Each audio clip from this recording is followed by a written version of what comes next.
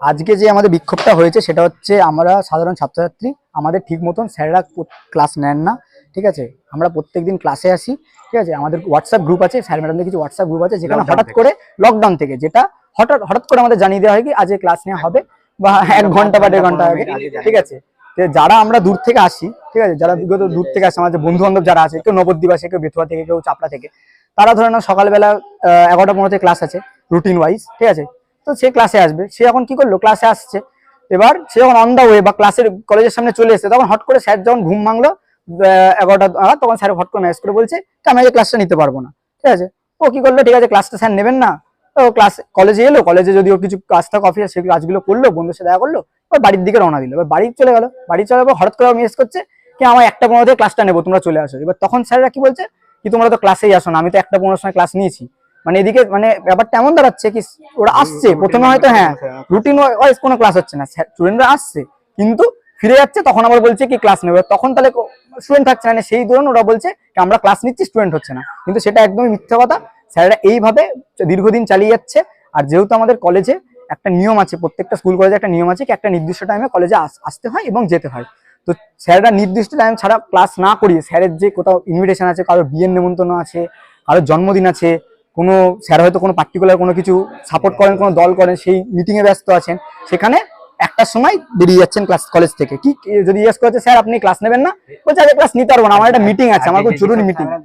ঠিক আছে, আর যারা দূর থেকে আসে, ঠিক আছে, যারা একটু দূর থেকে আসে, তারা ম্যাক্সিমাম প্রত্যেকটা দিন আমাদের কাছে ভিডিও ফুটেজ আছে, আপনারা চাইলে আমরা দেখাবো আপনাদের। ঠিক আছে, ওরা ম্যাক্সিমাম বেশিরভাগ দিনই হ্যাঁ দুটো কি 1টার মধ্যে বাড়ি, মানে 1টার মধ্যে বাড়ি, 11টায় ঢুকলে 1টায় বাড়ি, এরকম ভাবেই চলছে। এরকম দীর্ঘদিন জবে থেকে মানে আমরা কলেজে আছি, আমরা জবে থেকে কলেজে আছি তবে থেকে আমি এটা দেখছি। ঠিক আছে, আমি কলেজে এই নিয়ে আমি 4th সেমিস্টার। ঠিক আছে, আমি প্রায় 2 বছরের কাছাকাছি কলেজে আছি। ঠিক আছে, আমি পলিটিক্যাল সায়েন্সের স্টুডেন্ট। ঠিক আছে, 4th সেমিস্টার, আমার নাম চন্দ্রদীপ হালদার। আমি 2 বছরের কলেজে আছি এবং 2 বছর ধরে এরকম হচ্ছে।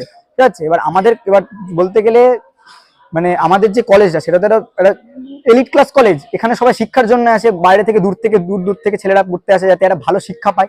তো সেই শিক্ষাটা এরা পাচ্ছে না, এরা শিখতে আসছে কিন্তু স্যাররা বলছে আমি ক্লাস নিতে পারবো না, আজ আমার মিটিং আছে, আজকে আমি ওই দলের প্রচারে যাবো, এরকম করেই করছে।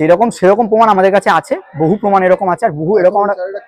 এখন স্যারদের বক্তব্য হচ্ছে কি আমরা ক্লাস নিই, যেটা বললাম আপনাকে প্রথমেই, ওই পদ্ধতিটা লাগাই কি প্রথমে উনি যখন ইচ্ছা হয় তখন আসবেন, রুটিন ওয়াইজ ক্লাসটা হচ্ছে না, উনি চলবেন ওনার মতন। ওনার যদি ইচ্ছা 3টের সময় ক্লাস নেবো, বলে 3টের সময় ক্লাস নেবো, চলে যায়, তাহলে সাধারণ ছাত্রী কি করে আসবে?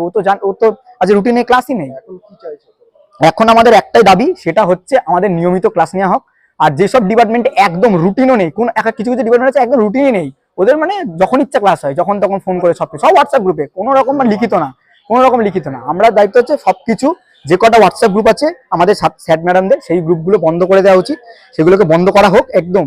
আর তারপরে যে স্যাররা নিয়মিত প্রত্যেকদিন ক্লাস নিক, এইটাই হলো আমাদের দাবি, এইটাই আমাদের মেন দাবি কি এরা ঠিক মতন আমাদের ক্লাস নিক, আমাদের ঠিক মতন শিক্ষা দিই।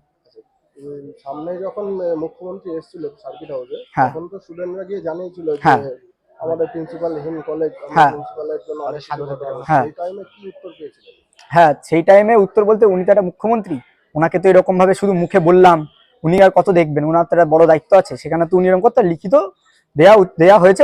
স্যারই যদি লিখিত না দেয় তাহলে আমরা কি করবো? স্যার বলে যাচ্ছে আমি লিখিত দিচ্ছি, কিন্তু এদিকে কোনো আমাদের কিছু বলছে না কি আমরা লিখিত দিচ্ছি। আমরাও দিয়েছি, তখনো কিছু বলছে দেখবো। স্যারই মানে আমাদের নিজের স্যারই ঠিক নেই, এবার মুখ্যমন্ত্রী কি করবো? উনার তো অত বড় দায়িত্ব, পুরো রাজ্য সামলাচ্ছেন। তাও উনি চেষ্টা করবেন বলেছেন, কথা দিয়েছেন, সেখানে স্যাররাই কোনো করছেন না। আমার নাম চন্দ্রদীপ হালদার, আমি পলিটিক্যাল সায়েন্সের ছাত্র, 4th সেমিস্টার।